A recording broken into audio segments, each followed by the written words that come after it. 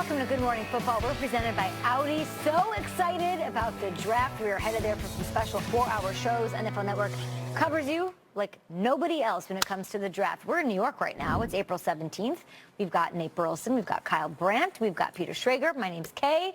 Let's hit the lead block. Let's do it, lead block. We're going to school, kids. Let's go to journalism school where you get asked the 5 burning questions, starting with the who. All right, so former Cowboys receiver Dez Bryant, that's still weird to say, former Cowboys receiver Dez Bryant, his release has a ripple effect across the league. So who has the most to gain, guys? Let me walk up to my chalkboard. All right, really good handwriting here.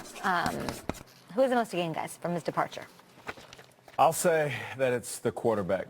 It's Dak Prescott. And I know there's a ton of conversation going on about the different guys that are going to need to step up, right? One receiver leaves. Who's next? Is it Hearns? Is it Williams? Is it Beasley? Is it even Witten, the Hall of Fame tight end?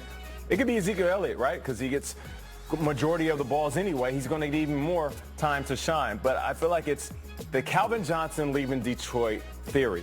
Once Calvin Johnson left, people were saying we're either going to see a Matt Stafford who isn't what we thought he was, or we're going to see a guy who's even better. And Matt Stafford improved, and he's shown that he had discernment. And he can deliver the ball in more than one place and not just throw it up to one of the best receivers in the game.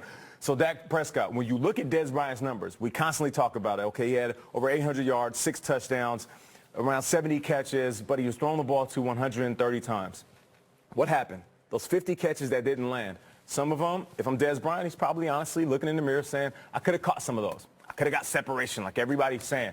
Some balls, it just didn't happen, right? Maybe they were skippers or got deflected. Other balls, Dak Prescott probably thought to himself or thinks to himself now, I could have threw a better ball. So with Dez Bryant being gone, your number one guy not being there, now you can go into a game plan and pick apart every defense, slowly but surely passing it to everybody on the team and walk away from the season where people say, all right, now we see why this team is successful. That's because Dak Prescott is not just a third-year quarterback trying to find his way, but he's a third-year quarterback now making his way into the elite conversation. I actually think I stay on the same team as Ezekiel Elliott, and not for the reason that he's going to get the ball more. He's going to have more responsibility.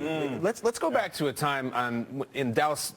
They had their craziest 2016 season. Ezekiel Elliott's jumping into the kettle. He looks like the face of the new NFL. This is great. And then 2017 is a complete disaster. Now, I don't know exactly what happened, didn't happen. I know it was nothing good. I know he wasn't there. Now the fact is, Ezekiel Elliott, I believe, is the best player on the Cowboys team. With Dez gone, it is more about him. It is more on his shoulders to win, to speak, to lead, to everything. And are you up to it? I don't know. I don't know if he has the character. I don't know if he has the ability, but I know he's going to have the pressure. Like this, Dak, sure, of course, he's the quarterback. But Zeke now has to have a massive season both between the lines and outside the lines. I think this is a massive year, and not in his career, his life, Ezekiel Elliott. I think it's Jason Garrett. I think that, Dez Bryant drew a line in the sand in that interview with Jane Slater. He said that Jason Garrett's guys were the ones right. So that was him taking a pen and saying, whoop, I'm on this side, they're on this side. If the Cowboys go out and win a Super Bowl without Dez Bryant and it's all, kumbaya and everything goes great and there's no hysterics and they don't have to babysit Dez and everything's fine, Jason Garrett got the last laugh then, right? If he's saying Garrett's guys came after him, and Witten has a great season and Sean Lee has a great season and Dak propels himself to that next level, Jason Garrett could look like the wisest man in the room, and it's Dez Bryant who said it was Garrett and Garrett's guys who kind of pushed me out. Well, guess what? Maybe they made the best decision by doing so. I love that we all have different answers to all of this. The first thing I thought of was the draft class of wide receivers. Sure. Like your Cortland Sutton and the DJs and all of those guys, because now the Cowboys will probably spend one of their draft picks. 19th overall. All right, next up, the what with Brandon Cooks and Danny Amendola gone and Tom Brady and Rob Gronkowski absent from voluntary offseason workouts. What are Patriot fans, what are they feeling like on this windy Tuesday morning? Joy. They're feeling joy. Guys, but the Celtics are in the playoffs. The Bruins are in the playoffs. The Red Sox are in first place. They lost the Super Bowl, Kyle. Yeah, it was months ago. We had the Boston Marathon yesterday. An American woman won it for the first time in Desiree Linden. How about her? The kid with the sign about I've seen this many logos. He's out there having a day. I think that Patriots fans have a thing where they say ha, ha, ha from February to June, July, August, and they start to change even to the next February. I think we feel a lot of segments talking about them, and they warrant that, but I don't think Patriots fans are crying in their crying towel at all. I think they feel a little different this morning. Do you, Peter? Brady didn't show up. Look, in 08, 09, and 10, Brady did not show up to this day or whatever, to open training. He was living in Los Angeles with Giselle. They were building a mansion, had a moat. Dr. Dre bought it. Sure, that's what he was doing. And they live in Boston, and they're over there overseas in Qatar. And I know you could say, well, it's for a great cause. They're with the troops, all that. He's a whole offseason to do this. To me, it seems like an odd timing to book a trip to the Middle East when the rest of the team is coming in off a Super Bowl loss. Gronkowski, if he misses 3 of these practices, he doesn't get $250,000. He's already missed 1 of them. And then you look at all the players that they've lost. I don't feel great as a Patriots fan. Like, is there trouble upstairs? Is there trouble going on now? And look, that ESPN report came out last year, and everyone said, oh, stop it. ESPN's just trying to cause problems. I don't know. It doesn't seem as sturdy and as stable as it used to in recent years. We used to do a segment called Heavy Lifting, yes. where we'd say, make the case the Patriots are going to lose. I feel like you do that a lot, Peter. You hate the answer, there's nothing wrong with the Patriots, and they have Brady and they have Belichick, and it's fine. Peter's like, but isn't it true, though? I mean, there's so much intrigue, and there's great soap opera, and I think the McDaniels thing was fascinating this year. Really fascinating, the way he came back and they lost Patricia. I want to think there's something different. Belichick tells Alex Guerrero, you're not allowed on the sidelines. You're not allowed on the team plane. Belichick benches Malcolm Butler, doesn't explain it to any of the players. Tom Brady decides, I'm going to go to the Middle East and go ride on a camel and do an Instagram post the first day of Patriots voluntary practice, in which you've been at the last several seasons. I'm supposed to say, I don't think they love each other. Got to the Super Bowl. No, but it's like when the games start, 500 yards the camel thing. Listen, I will say this, though. KB's right, and we've all done heavy lifting here for the Patriots trying to figure it out. But, and this could be a segment, we have a long off season, we'll find us talking about the Patriots and trying to figure out what's wrong. And I guarantee you were at the forefront every single off season saying, well, here's something we can point out that's possibly going to cause some rift in what we know as the chemistry on the team. But I don't feel like there is. Listen, you guys know I love cartoons, right? I still watch cartoons, and one of my favorites was Pinky and the Brain. And the fans are Pinky, and the Brain, of course, is Bill Belichick. And there's one thing that Pinky would always ask the Brain every single day. What are we going to do today, Brain? He says, same thing we try to do every day. Take over the world. Right. And that's the Patriots. The fans are saying, well, what are we going to do this offseason? The same thing we do every season. That's win a Super Bowl. And that's how I feel about the Patriots, is that you're going to have all these questions. Fans are even going to say, whew, it's getting a little dicey. But Bill Belichick is sitting there like, I got the best quarterback in football, and I'm the best at taking names that you don't know and turn them into household names. You guys are all happily married, but do you ever date the girl that, like, everything's fine in the relationship, but then she, like, makes problems? Sure, because she's not happy being happy. Or whatever it is, like, there always has to be, like, will pick something apart. I feel like Shregs are doing that. Ryan, we're doing a TV show here. He booked to go there in the same time as the workout, right? Like, those camel slots fill up fast, though, Peter. You got to get them way ahead of time. It's called an excursion, Peter. Have you ever rode a camel? If I'm going to Qatar anytime in the near future, and I'm going to go ride on a camel, do I do it the first day of practice? I do think your point about why are you putting that on Instagram that same day, that just seems, if on your first day of vacation, seems like you're flexing. A perfect vacation that you took that you earned, you're still not out there putting it on the gram day one that you're not with us. That's true. That's just poor Instagram form.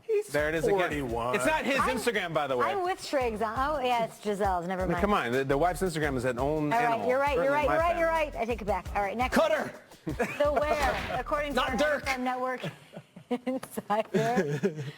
Woo, Ian Rappaport. Here's what he's saying. Lamar Jackson was in Cincinnati visiting the Bengals yesterday. We all want to see the Heisman winner on the field next year, 2018 style. So where could Lamar Jackson make the biggest impact as a rookie? Dream scenario, Kyle.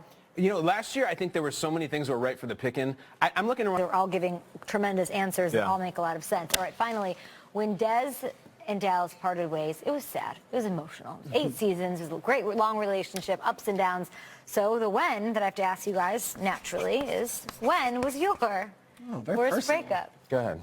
Oh, well, I'll jump in. I mean, it's very simple.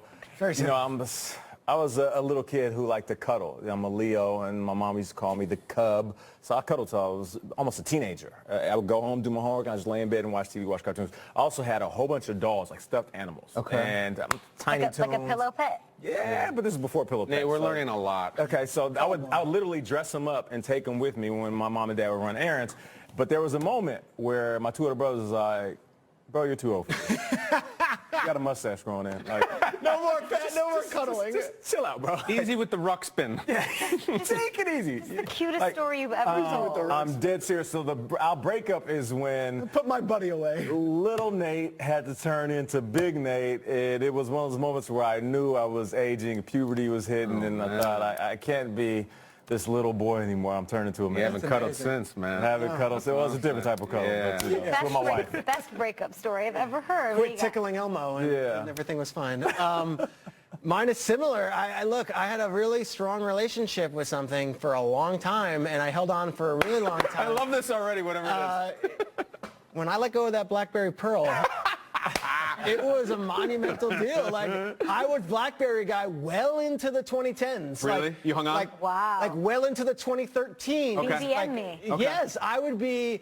Yes. What was it called? BBM? Yes. I would be BBM and K. A blue light would show up. I was a BlackBerry guy for very Off long. the grid. You couldn't find me. People would be like, get on Instagram. Get on Instagram. I respond to emails. I'm What on is that? So that is where I'm at. Government can't find me. But I had to break up, and I still have him somewhere. He's like sitting somewhere? in a drawer somewhere just in case the rinse calling your name. Incredible. It's real, though. That's a breakup. That's a real that's, breakup. that's read everything. It's right there. It's part of your body. It's got all my secrets. Wow. Oh my God, I love that Peter was a story. puddle of tears when he It's a broke up with great his show. T-Mobile sidekick, too. I'm actually going to flip it in my best breakup. When I was 29 years old, I was an unemployed actor who was running out of money and living by myself Yeah. and sleeping in my robe every day. And I started working through a crazy set of circumstances with Jim Rome, the massive, massive radio and television star. I was with him for 9 years, and I broke up with Jim. There he is, Van Smack, in an incredible suit. I broke up with him to take this job, and I was really kind of nervous about it because I had been so loyal to him. I was his first lieutenant. It was Chewbacca and Han, and I had a great opportunity in New York, and I came and I sat down in his corner office, and I said, I'm going. I got an opportunity in New York City. And he looked back at me, and all he said was just, I am so proud of you. I am so happy for you. You are a huge part of what makes this work, and I know you're going to have massive success. There were hugs. There were beers. He was the greatest breakup in the history of breakups, and I wouldn't be here if it wasn't for him. So that's the breakup that put me at this table. Ron out has to beers Ron. in his office? Like, he I just think we pulled went out to the lobby, beers? yeah. No, he has a gin in his office. That's his thing. So I learned it. I love that. Best breakups. You guys can always play along at hashtag GMFB because you know I'm not playing along with that game. Okay, okay. coming up, as Good Morning Football continues, we bring you the best of Des Wired Up. The boys have been excited about this.